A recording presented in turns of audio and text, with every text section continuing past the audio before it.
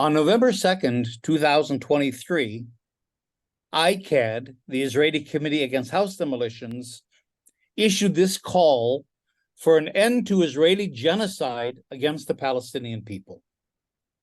And I want to read it. It's not a long call. The term genocide was formulated by the Jewish-Polish lawyer Raphael Lemkin against the backdrop of the Holocaust. It was codified as a crime under international law in the 1948 Convention on the Prevention and Punishment of the Crime of Genocide, otherwise known as the Genocide Convention. The definition of genocide, as set out in Article 2 of the Convention, is simple and straightforward. Its first three elements clearly reflecting Israeli policies and actions towards the Palestinian people since initiating its process of systematic genocide in 1947. Genocide means any of the following acts committed with intent to destroy in whole or in part a national, ethnical, racial, or religious group as such. First of all, killing members of the group. Second, causing serious bodily or mental harm to members of the group. And third, deliberately inflicting on the group conditions of life calculated to bring about its physical destruction in whole or in part. That's from the Genocide Convention. By itself, the ongoing destruction of Gaza and its people is a war crime. It's far too disproportionate to qualify as mere retaliation for the Hamas attack on Israeli civilians, far too costly in civilian life and property to justify the scale of Israel's military action against Hamas. Genocide is often not a single event, but a series of deliberate events and processes over time whose ultimate intent is to destroy in whole or in part a national, ethnical, racial, or religious group. The Indian Wars in America, for example, lasted 3 centuries. If we step back from the war crime that is Israel's current assault on Gaza to the concerted effort since Israel's establishment to erase the country of Palestine and its Arab heritage, the picture that emerges is one of genocide, cultural as well as physical.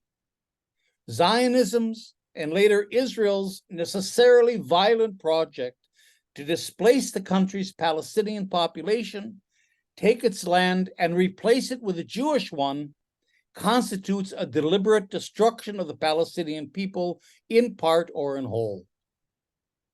3 events have prompted ICAHD's call for urgent international action to end Israeli genocide against the Palestinian people. The indiscriminate bombing of the Jabalia refugee camp in Gaza on October 31st, in which hundreds of innocent people, refugees, we have to remind ourselves, from Israel's campaign of expulsion in 1948, were slaughtered in order to assassinate a single Hamas commander.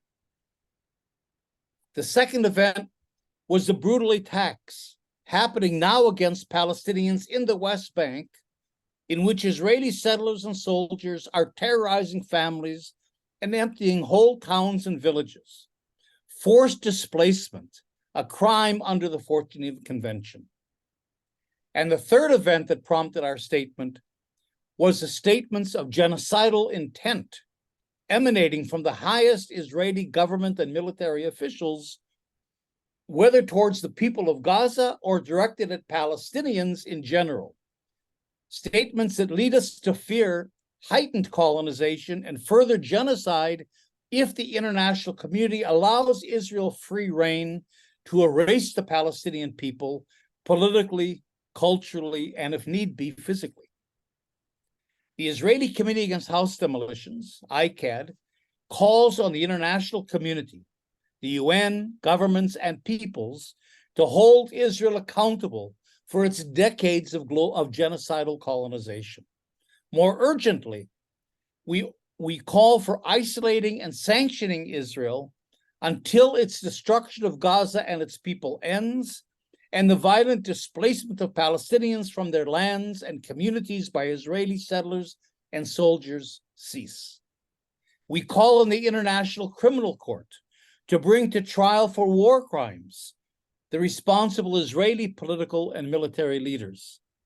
We call on the United Nations to enforce Article 3E of the Geneva Convention, punishing for complicity in genocide the United States, Canada, Europe, and other countries contributing to Israeli genocide.